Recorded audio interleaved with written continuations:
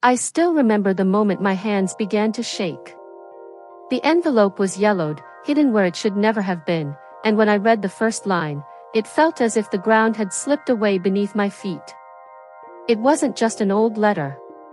It was a confession. One of those truths that, once read, no longer allows you to pretend nothing happened. In that instant, I knew everything I believed about my family was about to collapse. The silence in the house felt louder than any scream. I could hear my own heart pounding as my eyes rushed over the words, trying to understand how that hidden truth had stayed buried for so many years. Every sentence felt written to wound, to expose, to drag me into a past that was never really past. And the worst part, the name written there didn't belong to a stranger. It belonged to someone I loved. Before that night, I thought I knew my story. I grew up hearing carefully edited versions, filled with strange pauses and avoided glances.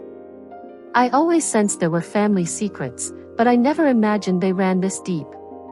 I never imagined they involved a forbidden relationship crossing generations and decisions made in the dark, far from any judgment, at least until now. It all began when I returned to the house where I grew up to help my mother organize some old things. My father had died months earlier, and the house seemed to carry the weight of everything left unsaid in his lifetime. In one of the storage rooms, I found a wooden box hidden behind old books. It was locked, but the latch gave way easily, as if it wanted to be opened. Inside were old photos, documents, and that envelope. There was no recipient, no visible date. Just a firm handwriting, almost aggressive. I thought about closing everything and pretending I had never seen it, but something pulled me in. Maybe it was curiosity, maybe it was the fear of continuing to live without knowing. The first line spoke of love, but not the comfortable kind shown at Sunday lunches. It was a love described as a mistake, as a sin, as something that had to remain in the shadows. A forbidden relationship that began in silence and ended in tragedy. As I read on, I realized the letter wasn't just a confession of feelings. It was a desperate attempt to leave the truth recorded, in case one day someone had the courage to find it. Every paragraph brought a partial revelation. Nothing was said directly. Sentences ended as if the writer had been interrupted by fear. And that kept me hooked. I needed to know who had written it. I needed to understand why my name appeared there, even indirectly, as a consequence of choices made long before I was born. The biggest shock came when I realized the letter was signed by my grandmother. The woman I knew as strict, silent, and distant. The woman who never spoke about the past. She wrote about a betrayal that destroyed more than a marriage. She spoke of a man who was not who everyone believed he was. She spoke of a dark past that was buried by force, no matter the cost. As I read, memories began rearranging themselves in my mind. Loose comments. Muted arguments. Looks that lasted too long between people who shouldn't. Everything started to make sense in a disturbing way. It was like assembling a puzzle, knowing the final image would be something I never wanted to see. The letter suggested that my father was not the son of the man I had always called my grandfather.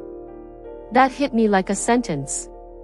The idea that my origin was tied to such an intimate betrayal made me feel stained, complicit in something I never chose. I tried to rationalize it, to tell myself it was just one version, just old words. But there were too many details. Dates. Places. Emotions too raw to be invented. In the days that followed, I couldn't look at my mother the same way. Every conversation seemed to carry a heavy subtext. I wanted to ask, to confront her, to demand answers, but the fear of destroying what little peace we had left paralyzed me. At the same time, the silence was eating me alive. I started investigating on my own. I searched through records, spoke with distant relatives, listened to stories that had never been fully told. With every new piece of information, the tension grew. Nothing fit perfectly, but everything pointed in the same direction. There was a shocking discovery waiting to be confirmed, and I felt that once it was, there would be no going back. I learned that the man mentioned in the letter died young, under circumstances that were never fully explained. Officially, it was an accident. But the way my grandmother described that night, there was guilt, fear, and a regret that cut through every word. She wrote about choices made to protect a reputation, to keep an image intact, even if it meant destroying lives along the way. The conflict inside me intensified. Part of me wanted to expose everything, bring the truth to light, break the cycle of lies. Another part was afraid of the impact. Afraid of looking at my family and no longer recognizing them. Afraid of realizing that I, too, was a product of that mistake.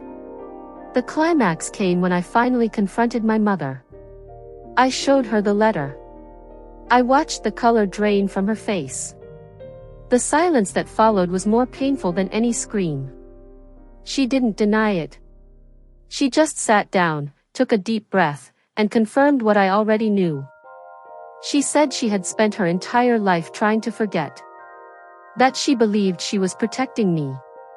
That she thought the truth would die with the older generations. In that moment, I felt anger, pity, and a void I can't fully explain. There were no clear villains. Just flawed people trapped in impossible decisions. The weight of it all fell on me, and I realized that carrying secrets is also an inheritance. Today, I live with this truth. It didn't destroy everything, but it changed everything. I learned that families can be built on love, but also on silence. And that facing the truth hurts, but living a lie slowly corrodes you from the inside. If you made it this far, maybe you're carrying something similar. A secret.